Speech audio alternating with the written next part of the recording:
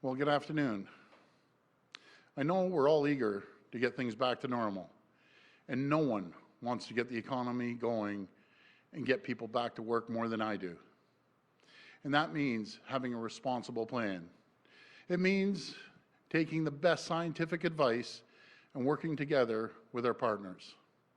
It means recognizing that the situation is different in different parts of Ontario. It means moving cautiously but decisively.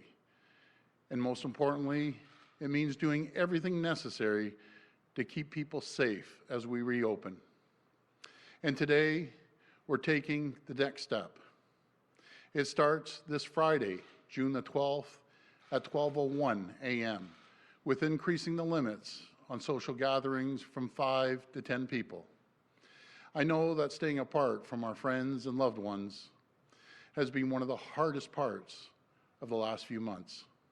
And hopefully today's announcement will bring some relief.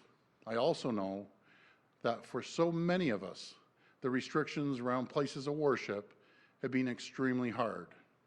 During these uncertain times, our faith has never been more important. That's why I've asked that places of worship across the province be able to reopen as of June the 12th at 12:01 a.m. at 30% building capacity. These are important steps to getting life back to normal, but we also need to get people back to work. We need to get the economy going, and to do this as quickly as possible. We're moving forward with a regional approach, and we're moving forward with an approach that lets us make decisions for specific parts of Ontario based on what's happening on the ground, based on the advice of the Chief Medical Officer of Health, our command table, and our local public health experts. Most regions in Ontario will be allowed to proceed to Stage 2 this Friday, June the 12th. We will continue to keep a close eye on regions that will not open this Friday, and we need just a little more time. We will continue talking to local officials who are playing a critical role in determining what areas can open, and I am confident that the rest of the province will get to Stage 2 very, very soon. And the good news is Stage 2 will allow people to resume many parts of their daily life. Wedding venues and religious places of worship will be able to host wedding ceremonies with a 10-person limit. Drive-in and drive-through venues for theaters, concerts, animal attractions, and art installations. Beauty salons, hairdressers, barbershops, day spas, and other personal care services, with the exception of facial services. Indoor shopping malls, with the food courts restricted to takeout. Restaurants and bars will be allowed to open their patios. Summer day camps will be able to open as well. More camping at Ontario parks and private campgrounds, as well as beach access. Libraries, community centers, museums, and galleries with physical distancing and capacity limits. Tour and guide services, including bike, walking, and bus tours. Recreational amenities, including splash pads, wading pools, and swimming pools. And training for outdoor team sports. And tomorrow, we'll release our plan to reopen childcare to support parents returning to work. And for the regions that must wait a little longer, I ask you please remain patient. We will get there soon. My friends, we're making progress. It's a sign we're on the right track. And for many small business owners, today's announcement is good news because our small businesses are struggling right now. And for them, making rent is top of mind. That's why we work to get $900 million to help businesses with commercial rent relief. And as I was clear with commercial landlords, you have to be fair and help out everyone. But we still heard about some landlords who just didn't get the message. Well, I'm here for the little guy. That's why I've ordered legislation to ban commercial evictions for those who qualify for the commercial rent relief program. The ban would take effect for evictions on or after June the 3rd and last until August 31st. Our small business owners are the backbone of our communities. And now, more than ever, we all need to support them. So please, get out there, buy local. Support your local small businesses. We all need to support others right now. And together, we will come back stronger than ever before. Thank you, and God bless the people of Ontario. Now I'll pass it over to Minister Elliott. Thank you, Premier, and good afternoon. Because of the considerable and ongoing efforts of all Ontarians to stop the spread of COVID-19, many regions of the province have met the criteria to move to the next stage of reopening, including an improvement in public health trends as testing has been significantly scaled up, as well as maintaining hospital capacity to respond to any spikes in cases or outbreaks. As we know, different regions of Ontario have experienced COVID-19 differently.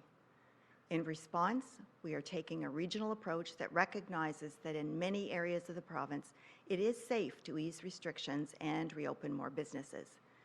Indeed, in some areas, there have been fewer or no new cases of this virus in recent days and weeks. That is why most of the province's 34 public health units will transition to Stage 2 this Friday. However, where we haven't seen our public health criteria met, and in consultation with local medical officers of health, certain public health units will remain in the first stage.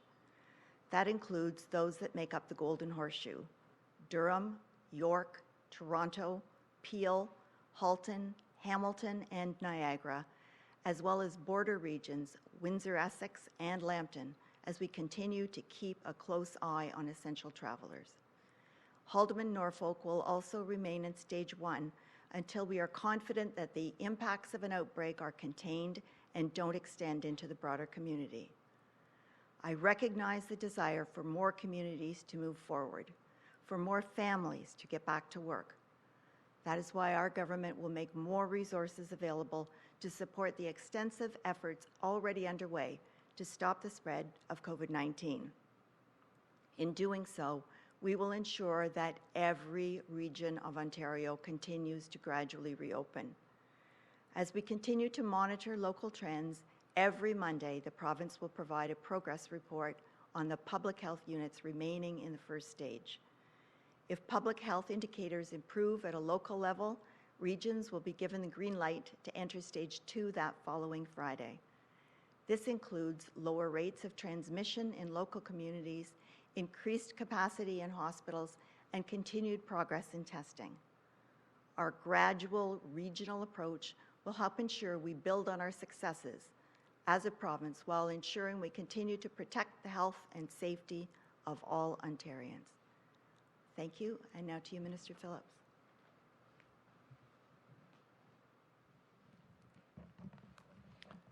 Thank you very much, Minister Elliott, and good afternoon.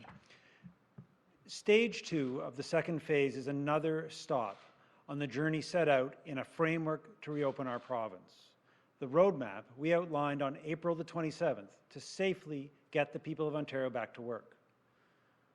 The journey isn't over. In fact, as restrictions are lifted, personal responsibility will be more important than ever to avoid a step backwards. But we have every reason to be confident and to trust each other. Since the essential business list was announced in March, people and employers have demonstrated incredible patience and leadership by following the public health advice and guidance necessary to keep each other safe. This has continued since we entered Stage 1 of the second phase and has made me confident that we are on the right course. No plan is perfect, but this is new terrain for all of us, and we're in it together. You have trusted your government to do what is necessary to contain this global pandemic. But the trust is a two-way street. We trust you to continue acting responsibly, look out for each other, and do your part to stop the spread. This has saved lives, and keeping it up will get more people back to work sooner.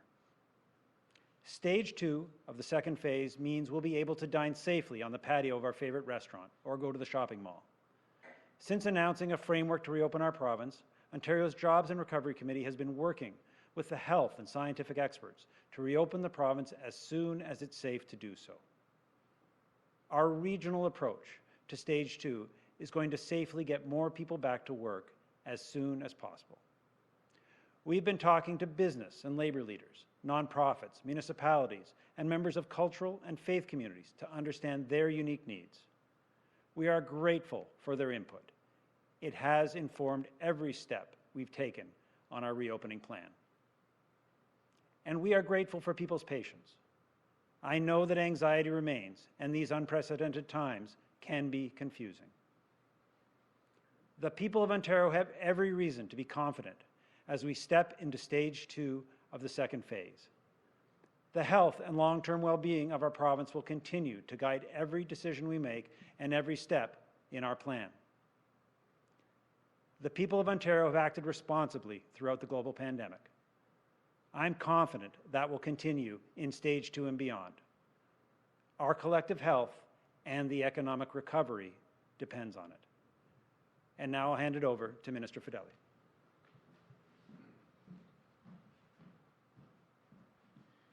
Good afternoon to the business leaders and service providers who have shouldered the responsibility of reopening their business responsibly to protect both employees and customers. Thank you. Our government will continue to be there for you as we have with targeted tax relief, WSIB payment deferrals, and more affordable electricity bills. Through the Ontario Together portal and the Ontario Together Fund, we've mobilized our manufacturing innovation might to develop made-in-Ontario solutions to ensure we're prepared now and in the future. We've provided workplace safety guidelines to protect workers and customers. Through the Workplace PPE Supplier Directory, businesses can find over 400 companies that are offering items such as face shields, sanitizer, plexiglass guards, and more of what they need to reopen safely. This continued Ontario spirit will be vital as we move towards a safe stage 2 reopening. We have a solid foundation on which to build our future, a thoughtful, responsible approach that will ensure Ontario emerges stronger than ever and remains the economic engine of Canada. Thank you, and now I'll pass it over to Minister McNaughton.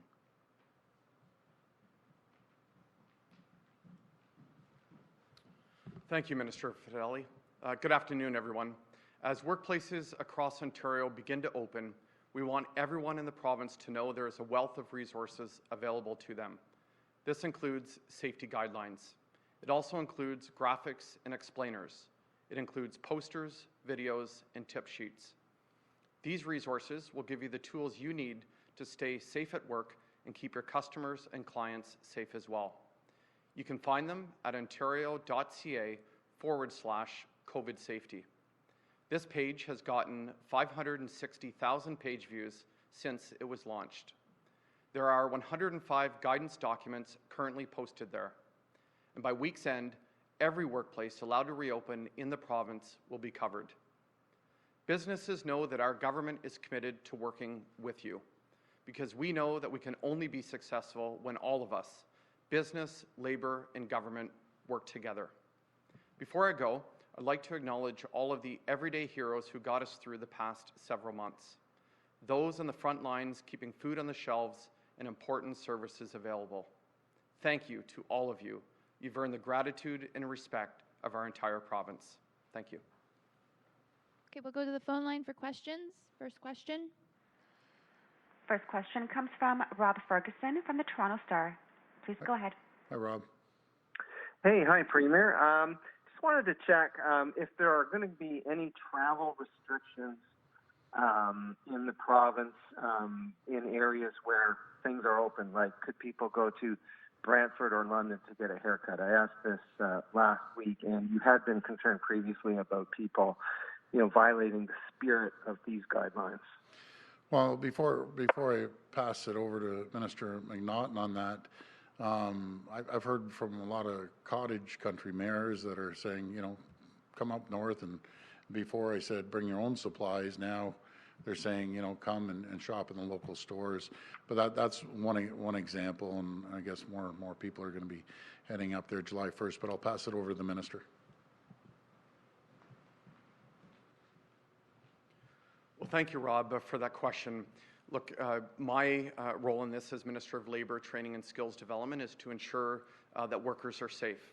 And what we've done as a ministry is provided over 105 guidelines to businesses across the province, to organizations, to places of worship, to ensure that workers are safe and their customers are safe who are traveling to those businesses. Furthermore, we've also enhanced health and safety inspections across the province. We now have about 500 inspectors communicating health and safety guidelines to businesses in Brantford and London and all across the province. I'm proud to say that during the COVID-19 outbreak, we've done nearly 10,000 workplace investigations, issued 5,500 orders to ensure that workplaces improve their conditions for workers, and we've shut down 22 job sites, so those job sites and workplaces can improve. But we'll continue to monitor the situation and ensure that health and safety of every worker and customer is protected in Ontario. Follow-up? Okay, thanks for that. So no travel restrictions. Next question is the document on stage 2 also says no concerts or major sports for the foreseeable future. So what does that portend for the CFL? What does that portend for Major League Baseball if it wants to come back locally this summer? Well, we're going to have to sit down and work with the MLB and CFL. We've been in conversations, as I've mentioned before, Rob, with the NHL on being the list when they're going to restart the NHL on August the 1st. But there's discussions that we need to have with the other two. So once we have those, I'll come out and tell you how those went. Next question. Next question comes from Alison Jones from the Canadian Press. Please go ahead. Hi, Alison. Hi, Premier. First, just to follow up on Rob's first question, I just want to be clear about what the advice is to Ontarians about leaving their region. Are you telling people from the GTHA that they can, say, go to Prince Edward County for a wine tour or go camping up north? Yeah, that's fine. We opened up the camping grounds, both Ontario campgrounds and private campgrounds, so they can travel. But I'm, when it comes to haircuts, I'm hanging in here right to the last minute until people within the approved until we change over to stage 2, I should say, in Toronto, GTA, and some other regions. Unfortunately, the hair salons and barbers won't be able to stay open. And I just want to explain this real quickly. Our health table and our chief medical officer doesn't make these decisions by himself. He consults with the regions, the chief medical officers in the regions, and through consultation with the local chief medical officers, that's what determined who stays open and who has to stay closed just for a little bit longer. And I wanted to also ask about the concept of 2 household bubbles. I know it's something you and the health minister have talked a little bit about in the past, and even though the province is moving to restrictions on gatherings from 5 to 10, it still says your contact of getting within 2 meters of somebody else should be limited to people within your direct household. So is the concept of family and household bubbling not coming even for those regions covered in stage 2? Yeah, well, I'll pass this over to the Minister of Health. Well, the increase in numbers from 5 to 10 really will include social distancing or physical distancing as well, but we have talked about the concept of bubbling, putting people together without being concerned with physical distancing. It's something that we're still discussing, but not something that Dr. Williams feels that we are ready to do in Ontario just yet. But that is something that we're looking at the best way to do it and the appropriate time in which to do it. But for now, there is the increase from 5 to 10 people with physical distancing. Next question. Next question comes from Travis Danrash from Global News. Hi, Travis. Hey there, Premier. Good to talk to you again.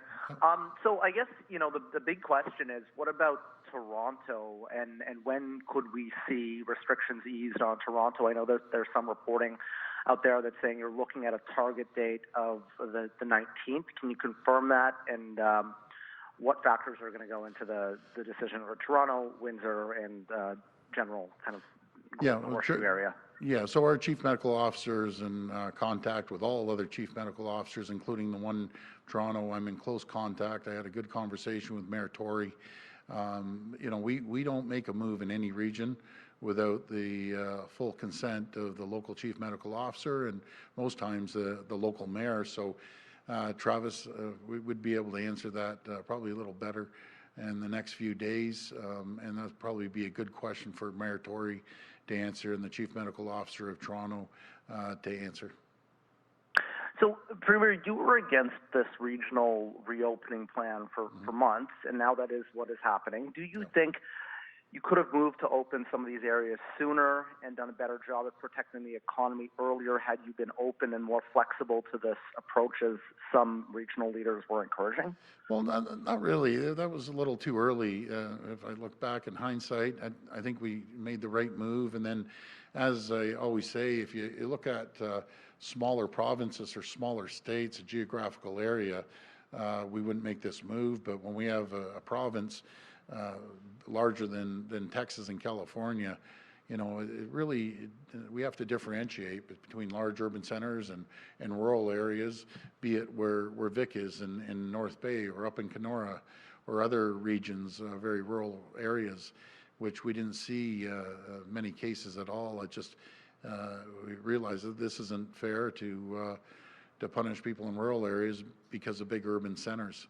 And so we're going to take this approach. We're going to see how it works out with a lot of consultation with local chief medical officers. And that's what we're going to continue doing, being collaborative with local mayors and chief medical officers.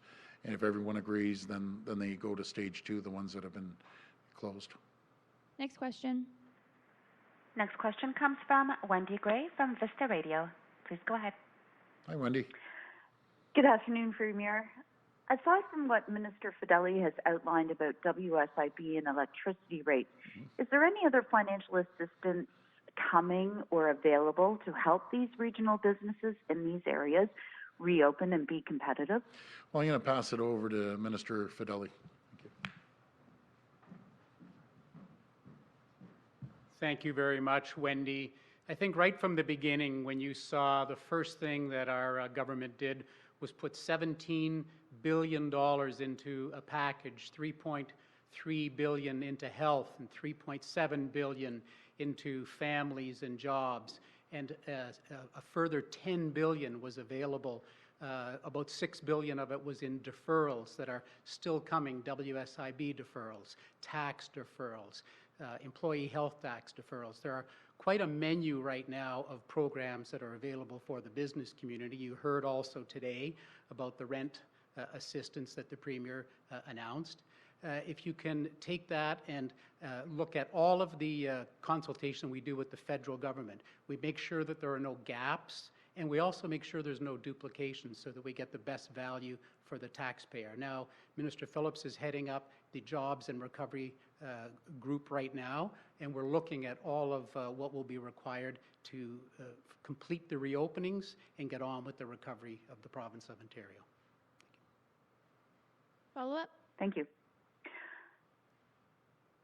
Premier, or perhaps Minister Elliott, we've heard you say today that you're allowing people to move freely across the province. But are you concerned that areas of cottage country in northern Ontario will see an even bigger influx of people from the GTA, HA, because more is now open? And so I guess that begs the question of what metrics will be used to measure success or failure that may see it.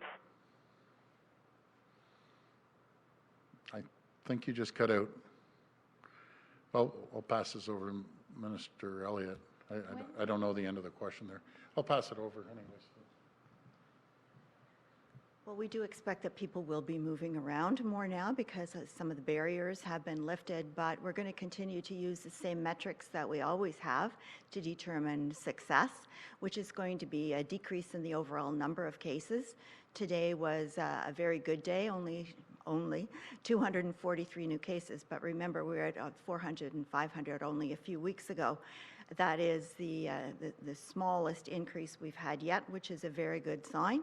but we can't sit back and expect that every day. We're going to have to continue to follow it very closely. And we also need to take a look at our hospital capacity. If we see more cases of people with COVID-19 being admitted to our hospitals, especially into intensive care and on ventilators, that's not a good sign. So all of those things are issues and metrics that we're going to be taking into consideration to measure the success. If we're moving too fast, we may need to slow down a little bit. Or if things continue to look good, then we'll be able to move forward and hopefully move those areas they're not into, moving into phase 2 yet, into the next phase. So all of these things are important concerns that we are following very closely at the Health Command table. Next question. Next question comes from Randy Rath from Sage TV. Please go ahead. Hi, Randy. Hi, Premier. I'm wondering why the opening has taken place strictly on a regional basis.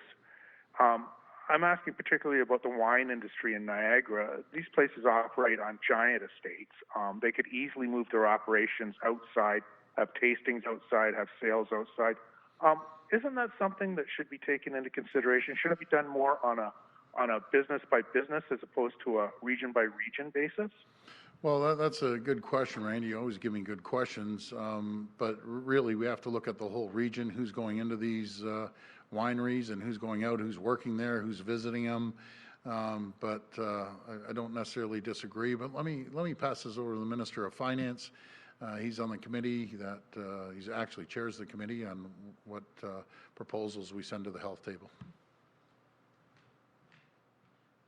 Thanks, Premier, and thank you, Randy. So the regional focus is because, as the Premier said, we are obviously concerned about the health in various regions, and what the health table, in consultation with the local public health officials, looks to do is look at the cumulative effect of anything. So what the plan does allow, as I'm sure you know, is in stage 2, those kinds of outdoor activities for wineries and others would be possible. And what you may have seen, the Attorney General made an announcement earlier about making sure that the AGCO was working closely so that whether it was the expansion of restaurant patios or even maybe the expansion into a parking lot, if that was possible, for a winery as well as for a bar or restaurant was done more easily. But the regional focus is the focus we need to manage, because the health table and the local public health officials have to look at the cumulative effect. Of course, we're all very hopeful that we'll be able to move those regions, including Niagara and others, to stage 2, but we'll do that when it's safe, and we'll do that based on that consensus from the central health table, our chief medical officer, and the local health officials. Follow-up? Isn't there the risk that some industries, some businesses like restaurants with patios, that type of thing, will just practice civil disobedience and start operating regardless of what the government says they should do? I don't think that's going to go that way, Randy. You know, we're here in this position because of the 14.5 million people in Ontario following the protocol, the chief medical officer and their local chief medical officer, and I have all the confidence in the world and the people in our province. They're going to follow proper protocols as they have from day one. That's the only reason we're able to get here, because of the cooperation of the people and the businesses, and I'm so grateful, and I know our whole team's grateful. It makes things a lot easier when everyone's pulling in the same direction, and you're dealing with 444 municipalities, and with collaboration and consultation. That's the way we're able to do this. Next question. Next question comes from Cynthia Milligan from City News. Please go ahead. Hi, Cynthia. Hi, Premier. How are you today? Good. How are you? I'm doing well, Good. thank you. In terms of the businesses that are either in the regions that will open at the very end, or the businesses that are in stage 3 that will open at the very end, will there be any extra financial help for them? You know something, we're looking at financial help for everyone. We can't really just target on people in stage 3 versus stage 2, but if you don't mind, I'm going to hand it over to Minister of Finance. Thank you. Thanks, Cynthia. So as Minister Fedeli had mentioned, one of the things that we are doing with the Jobs and Recovery Committee is working very closely with all sectors. And of course, their input has been critical in terms of looking at how we can safely make the choices we made and the great announcement today about the ability to move to stage 2. But we're also talking to them about the needs of those sectors. Obviously, some, because of the nature of the business, are more delayed in coming online, and we're making sure that they have through Minister McNaughton, they have the information they need to prepare. But as the Premier mentioned, what we're trying to do is support all businesses, whether it's through the rent program, whether it's through the various other subsidy programs, whether it's through the work we're doing in partnership with the federal government. And we'll continue to do what's necessary. And as we look to the recovery, right now we're in the reopening phase. Remember the first phase was a reaction to COVID, the reopening phase. And as we look to that recovery phase, we'll of course look to what's necessary to support businesses across the province. Thank you, Minister. My follow-up is for the Premier. Premier Ford, you have been threatening commercial landlords for some time that not to push you. Now you're coming down with the ban on commercial evictions. Yes. What was the tipping point for you? Because people have been calling for this for a long time. So what made you actually take this move? And do you have any numbers on how many evictions were taking place? Well, you know, our first approach was let's work together, and it's still my approach. Please, the landlords and the tenants, if you can, work together. I've talked to a couple very large landlords over the weekend, and they said, Doug, you know, we have a better package, and well, God bless you. If you can support the little business owner, that's fantastic. This is really geared for the landlords that are coming down heavy on the little business, kind of the mom and pop shop, the smaller businesses that they were going after, and I could never understand that. We wanted to give them, it's been about a week and a half, close to 2 weeks, to see the uptick of the offer that we gave, and found out there was only 7,000 people that really took us up on the offer, and it was a very generous offer from ourselves and the federal government. And they you know, some people weren't playing ball. But again, I want to stress this. You know, not all landlords are bad. There's some really, really good landlords. They understand it's in their best interest to help these businesses get through these tough times until they can be good tenants for a number of years and grow their business. It's common sense. People aren't lining up. If one business goes under, there's not 10 people lining up to get into that building. It's just not happening. So in the best interest of everyone, just support them. It's not a long period of time, and you're getting compensated. So I thought it was a great deal, but I'll always protect the little guy, these little businesses all the time. That's the backbone of our economy, the backbone of Ontario. True entrepreneurs getting out there and trying to put food on their table. And then these people struggle at the best of times, not to mention through this pandemic. Next question. Next question comes from Brian Lilly from the Toronto Sun. Please go ahead. Hi, Brian. Hi, Premier. You just mentioned the people trying to work hard to put food on their table, and following up on Randy's question, what's to say that they wouldn't or shouldn't just start ignoring emergency messages? We saw over the weekend protests throughout the province, massive protests in Toronto over 2 days. We've seen the Trinity Bellwoods Park before. We've seen weeks of protest outside Queen's Park with no enforcement.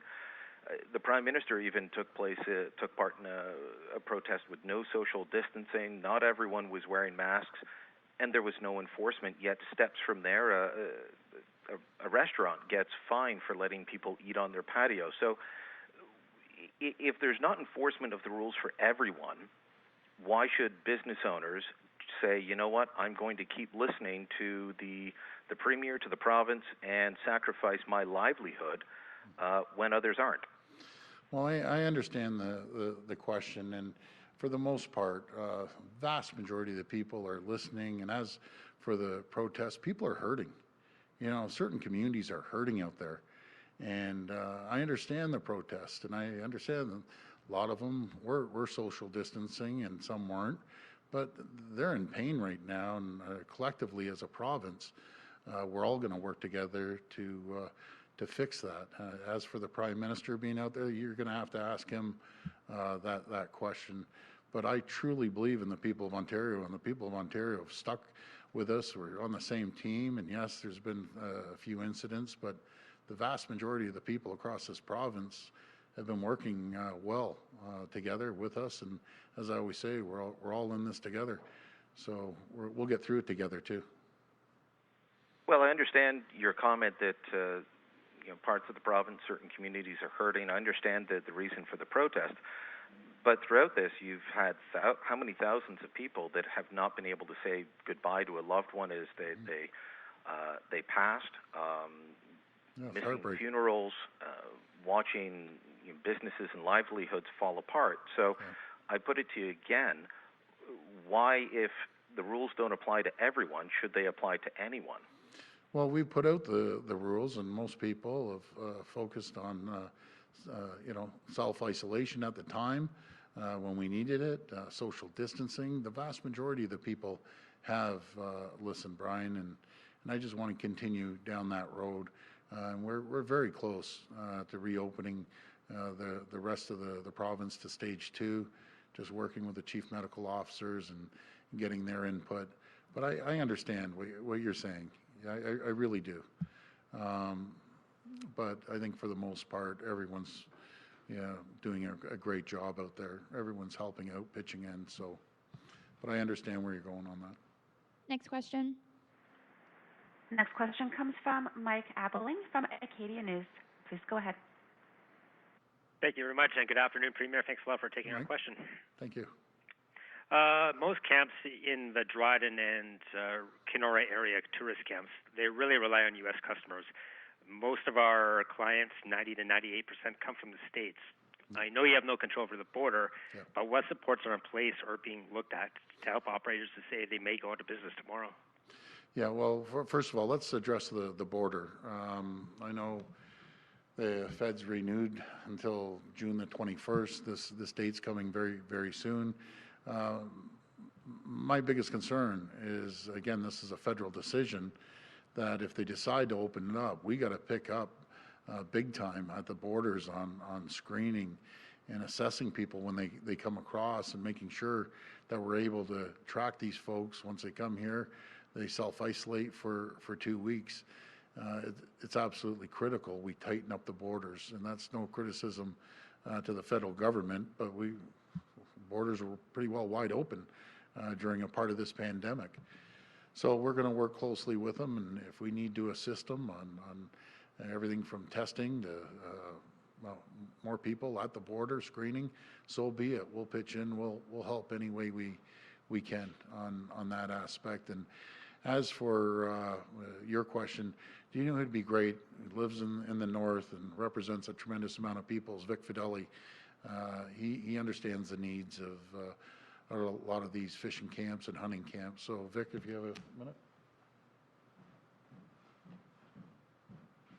Thank you very much, Premier. You know, Mike, Minister Greg Rickford in the Kenora Rainy River area continued to fight very hard for his constituents and his stakeholders in making sure that the case for opening the hunting and fishing lodges and the camps, as we call them up home, opened in a timely manner. So, in Sault Ste. Marie, it was Minister Ross Romano, and throughout all of southeastern and southwestern Ontario, the MPPs and the ministers presented a great case on why the hunting and fishing lodges should be open when they were more than a week ago. And now, of course, the announcement today that in the areas primarily the areas you're talking about, stage 2 will open, so we'll see camping and we'll see many, many more outdoor activities. Thank you. Follow up? Could compensation for tourist outfitters be something that can be considered? Again, some of these business owners, camp owners, are saying they might not have a business at the end of the summer. Well, everything's on the table, and I know Minister of Tourism, Lisa MacLeod, is just, shouting and screaming every day at the table saying, hey, I need more, I need to help these people, I get it. But what I really encourage people throughout the province is, we're used to maybe taking a trip down south, across the border in the summer. Why don't we look at our province? why don't we travel around? Why don't we go to it? Because I know a lot of my pals are, they love fishing. So why don't we go up north and rent one of these cabins? And I'll tell you, until you've traveled Ontario, it's such a beautiful, beautiful province. And I'm first to admit, before I was Premier, I covered a lot of Ontario, but nothing compared to when I traveled on the election and going way up in Kenora and just beautiful places. And by the way, so many friends in the Indigenous community up there saying they're going to bring me fishing. I can't wait. I'm going to take you up on that offer. And so let's support our own. Let's support Ontario. Let's buy local. Let's buy Ontario. Let's buy Canadian. That's what we need to do. Start supporting each other. There's 14.5 million people. We're an economic powerhouse. Let's stick together, and we'll get the economy going. But go up to a local fishing lodge, go camping, support our local people. We'll get through this. This will be last question. Last question comes from Sinead Dougal from Queen's Park Briefing. Please go ahead. How you doing? Hi, Premier. Hi. I'm good, thanks. How are you? Fine, thank you. Good. Thanks for taking our questions. I know a lot of the focus today is on stage 2, but I wanted to ask you about the final report on the national inquiry into missing and murdered Indigenous women and girls that was released a year ago. When you met with Chief Perry Bellegarde at the time, you called the findings of the report a national shame and promised to do more. I've spoken with an Indigenous chief with Anishinaabe Nation recently who said he doesn't think your government has done full justice to addressing this report. I'm just wondering, how would you respond to that, and what progress do you think your government has made during the past year to address this report? Well, it's all about, first of all, understanding the communities and relating to their concerns and feeling the pain that they've gone through.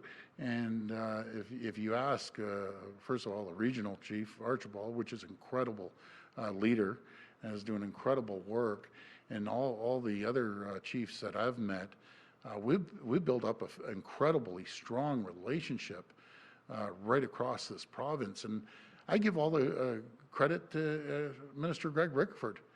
Greg Rickford was a nurse and lived with First Nations communities for 7 to 8 years. As I've talked to a lot of chiefs, it's like the part of their family. He was in there helping these communities when they needed help most, and no one was listening to him. And as far as I'm concerned, he's the best minister for Indigenous affairs. So we're going to continue working with him and supporting him every which way we can. We have a phenomenal relationship with First Nations, and I appreciate their support and the great work that they do on a daily basis. Follow up? Thank you. And one of the recommendations in the report was for governments to implement the United Nations Declaration on the Rights of Indigenous People into law.